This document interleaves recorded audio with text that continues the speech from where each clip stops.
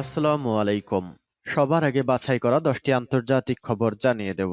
প্রথমেই থাকছে শিরোনাম। তবে তার আগে অনুরোধ থাকবে ভিডিওটিতে একটি লাইক দিবেন।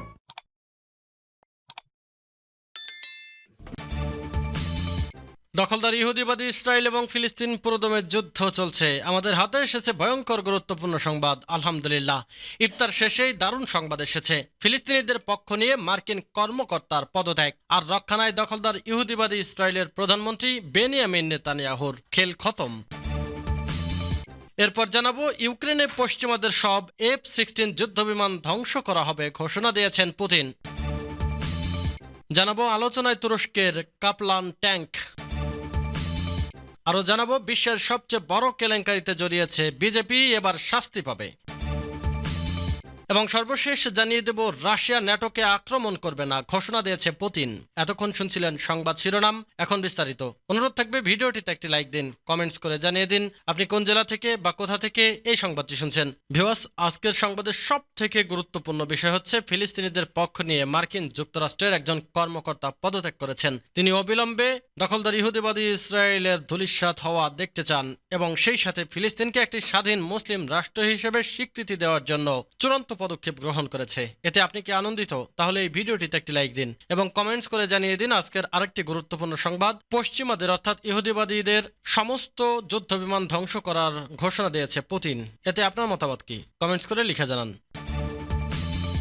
ফিলিস্তিনিদের পক্ষ নিয়ে মার্কিন কর্মকর্তার পদত্যাগ। মার্কিন প্রেসিডেন্ট জো বাইডেনের গাজা নীতির প্রতিবাদে পদত্যাগ করেছেন মার্কিন স্টেট ডিপার্টমেন্টের মানবাধিকার বিষয়ক কর্মকর্তা। বৃহস্পতিবার এক প্রতিবেদনে এ তথ্য জানিয়েছে সংবাদ মাধ্যম আল জাজিরা। প্রতিবেদনে বলা হয়েছে, সদ্য পদত্যাগ করা মার্কিন স্টেট ডিপার্টমেন্টের ওই কর্মকর্তার নাম অ্যানেল শেনিল। মধ্যপ্রাচ্যের এই বিশ্লেষক মার্কিন সরকারের পক্ষে মানবাধিকার বিষয়ে প্রচারের পাশাপাশি এ সংক্রান্ত দায়িত্ব পালন করতেন। প্রেসিডেন্ট জো বাইডেনের ইসরায়েল নীতির বিরোধিতায় নিজ পদ ছেড়ে দেওয়া মার্কিন পররাষ্ট্র দপ্তরের সর্বশেষ কর্মী তিনি। আল জাজিরা বলেছে, শেলিন বুধবার ওয়াশিংটন পোস্টকে দেওয়া এক সাক্ষাৎকারে তার পদত্যাগের ঘোষণা দেন। তিনি এমন সময় বাইডেন প্রশাসন থেকে সরে দাঁড়ালেন যখন গাজায় ইসরায়েলি হামলায় নিহতের 32,000 ছাড়িয়েছে এবং অবরুদ্ধ ভূখণ্ডটিতে দুর্ভিক্ষ আসন্ন বলে হুঁশিয়ারি উচ্চারণ করেছে বিশ্ব খাদ্য কর্মসূচি। শেলিন পদত্যাগের আগে গেল অক্টোবরে পদত্যাগ করেছিলেন মার্কিন স্টেট ডিপার্টমেন্টের আরেক কর্মকর্তা জশ পল। বাইডেনের গাজা নীতি প্রতিবাদে পদত্যাগ করা ওই কর্মকর্তা ছিলেন স্টেট ডিপার্টমেন্টের রাজনৈতিক সামরিক বিষয়ক ব্যুরোর একজন পরিচালক। ইউক্রেনে পশ্চিমাদের সব F-16 যুদ্ধবিমান ধ্বংস করা হবে ঘোষণা দিয়েছে পুতিন। রাশিয়ার প্রেসিডেন্ট ভ্লাদিমির পুতিন বলেছেন, ন্যাটোর কোনো দেশ নিয়ে রাশিয়ার কোনো পরিকল্পনা নেই এবং তারা পোল্যান্ড, বাল্টিক দেশগুলো বা চেক রিপাবলিকে আক্রমণ করবে না। কিন্তু পশ্চিমা দেশগুলো ইউক্রেনে F-16 জঙ্গি বিমান পাঠালে রুশ বাহিনী তা গুলি করে ভূপাতিত করবে। বুধবার রাশিয়ার স্থানীয় সময় রাতে দেশটির বিমান বাহিনীর পাইলটদের উদ্দেশ্যে দেওয়া ভাষণে পুতিন একথা বলেন। বৃহস্পতিবার ক্রেমলিন প্রকাশিত ভাষণের অনুলিপি থেকে এমনটি জানা গেছে। পুতিন বলেন, 1991 সালে সোভিয়েত ইউনিয়নের পতনের পর থেকে যুক্তরাষ্ট্রের নেতৃত্বাধীন সামরিক জোট ন্যাটো পূর্বে রাশিয়ার দিকে সম্প্রসারিত হয়েছে, কিন্তু কোন ন্যাটো দেশে আক্রমণ চালানোর পরিকল্পনা মস্কোর নেই। তিনি বলেন, এসব রাষ্ট্রের প্রতি আমাদের কোনো আক্রমণাত্মক অভিপ্রায় নেই। আমরা আরও কিছু দেশে আক্রমণ করতে পারি এমন ধারণায় পোল্যান্ড, বাল্টিক রাষ্ট্রগুলো, বাসিন্দারা ও চেকরাও ভয়ে আছে, কিন্তু এসব সম্পূর্ণ বাজে কথা, অর্থহীন। ইউক্রেনকে অস্ত্র, অর্থ ও গোলাবারুদ সহ গোয়েন্দা তথ্য সরবরাহ করে যুক্তরাষ্ট্র রাশিয়ার বিরুদ্ধে লড়াই করছে বলে অভিযোগ ক্রেমলিনের। তারা বলছে, ওয়াশিংটনের সঙ্গে সম্পর্ক সম্ভবত কখনোই এতটা খারাপ ছিল না। পশ্চিমা দেশগুলো ইউক্রেনকে যুক্তরাষ্ট্রের নির্মিত F-16 যুদ্ধবিমান সরবরাহ করার প্রতিশ্রুতি দিয়েছে। এ বিষয়ে প্রশ্নের উত্তরে পুতিন বলেন, এসব বিমান ইউক্রেনের পরিস্থিতি পাল্টাতে পারবে না। আলোচনায় তুরস্কের কাপলান ট্যাঙ্ক, ড্রোন এবং যুদ্ধ জাহাজের পর এবার এশিয়ার অস্ত্র বাজারে যোগ হচ্ছে তুরস্কের ট্যাঙ্ক। সম্প্রতি ইন্দোনেশিয়ার সামরিক বাহিনীতে যোগ হয় তুরস্কের আলোচিত কাপলান ট্যাঙ্ক। যুদ্ধাস্ত্রের বৈশ্বিক বাজারে তুরস্কের ক্রেতাদের বড় অংশই এশিয়ার বিভিন্ন দেশ। এই বাজারে অবস্থান আরও জোরালো করতে এবার ট্যাঙ্ক রপ্তানির উপর জোর দিচ্ছে আঙ্কারা। তুরস্কের আলোচিত ট্যাঙ্ক কাপলান ইন্দোনেশিয়ার সাথে যৌথভাবে তৈরি এই ট্যাঙ্ক সম্প্রতি হস্তান্তর করা হয়েছে দেশটির সামরিক বাহিনীর কাছে। যৌথভাবে এই ট্যাঙ্ক তৈরির জন্য 2015 সালে জাকার্তার সাথে চুক্তি করে আঙ্কারা। ভারী আর্মার এবং রাডার ও সেন্সর সংযুক্ত এই ট্যাঙ্কারের সেলফ ডিফেন্স সিস্টেম অত্যন্ত কার্যকর। নিখুঁত গোলাবর্ষণে সক্ষমতার কারণে এরই মধ্যে আলোচনায় কাপলান ট্যাঙ্ক।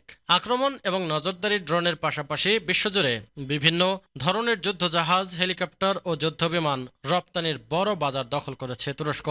এবার তাতে যোগ হলো ট্যাঙ্ক। 2018 থেকে 2022 সালের মধ্যে তুরস্ক যে পরিমাণ অস্ত্র রপ্তানি করেছে তা আগের 5 বছরের তুলনায় প্রায় 70% বেশি। বিশেষ করে এশিয়ার দেশগুলোই বড় বাজারে পরিণত হয়েছে তুর্কি সমরাষ্ট্রে। এরই মধ্যে Pakistan, Philippines, Kazakhstan, Indonesia, Azerbaijan সবচেয়ে বড় অস্ত্র ক্রেতা।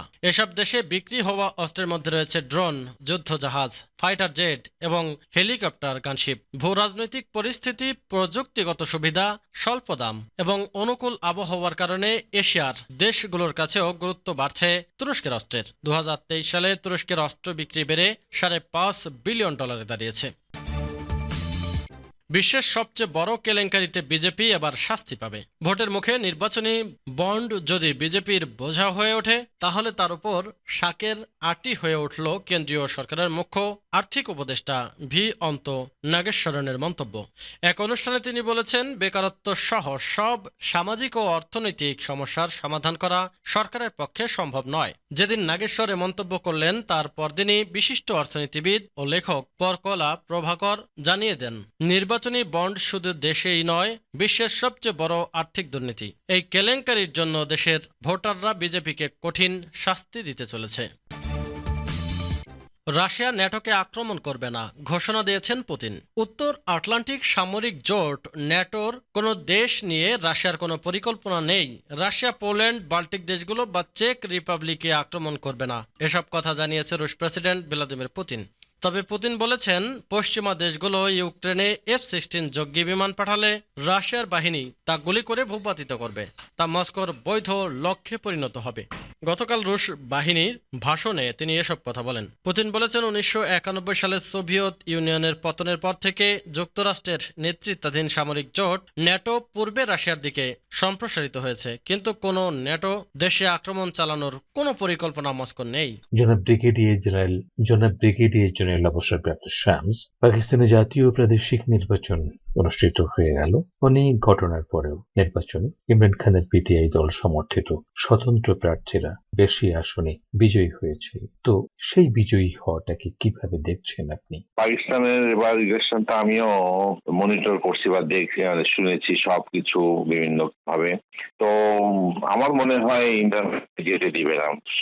সেনাবাহিনী তারা তাদের সাথে ইমরান খানের যে জিনিসগুলো, তাদের যে উদ্দেশ্য, তাদের যে আধিপত্য, এটা তারা ইমরান খান মেনে নিতে চায় না বলেই তো ইমরান খানের সাথে তারা। বাট আপাতত হয়তো 1-2 বছরের জন্য চলবে, বাট সুস্থভাবে ইমরান খানকে ছাড়া যে দলই যে সরকারি আসুক না কেন, তারা ভালো মতে দেশ চালাতে পারবে না আমার মনে হয়। জি, অভিযোগ আছে এই নির্বাচনে ইমরান খান সমর্থিত প্রার্থীরা যাতে সরকার গঠন করতে না পারেন সেজন্য বিশেষ কৌশল করা হয়েছিল, আর এর পেছনে পাকিস্তানের সামরিক বাহিনীর হাত ছিল, বাইরের বিশেষ শক্তিরও হাত আছে বলে অভিযোগ। তো আপনার পর্যবেক্ষণ কি?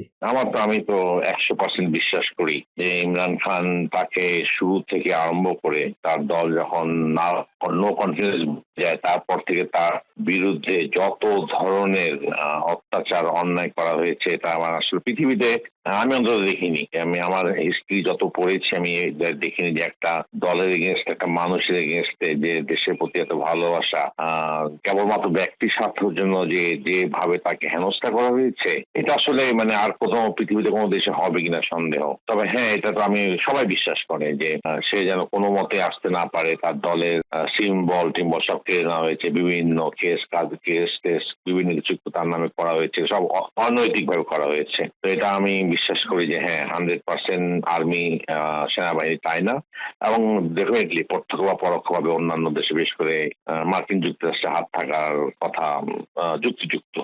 জনাব ব্রিগেডিয়ার জেনারেল শামস, অনেকেই বলে থাকেন রাশিয়া ইউক্রেন যুদ্ধ শুরুর দিন ইমরান খান মস্কোতে অবস্থান করছিলেন, এই জন্য আমেরিকা বিশেষভাবে ক্ষিপ্ত হয়েছে এবং ইমরান খানকে রাজনৈতিকভাবে তার খেসারত দিতে খুঁজছে। আপনি কি বলবেন? সত্য, আসলে ইমরান খান তো একটা মানে টাইপের লিডার। আফগানিস্তানের সাথে যুদ্ধে যেভাবে আমেরিকা জড়িয়ে গিয়েছিল, ওটাতে তারা পাকিস্তানের কাছে যা যা চাচ্ছিল বা যেভাবে তারা অপারেশন করছিল, এটা আসলেই পাকিস্তানের জনগণের এগেস্টে গিয়েছিল, দেখে ইমরান খান এসব পছন্দ করতো না, যার জন্য ড্রোন অ্যাটাক ইত্যাদি সমস্ত কিছু নিয়ে পাকিস্তান ইমরান খান জিনিসগুলা যেন না হয় সে ব্যাপারে আমেরিকাকে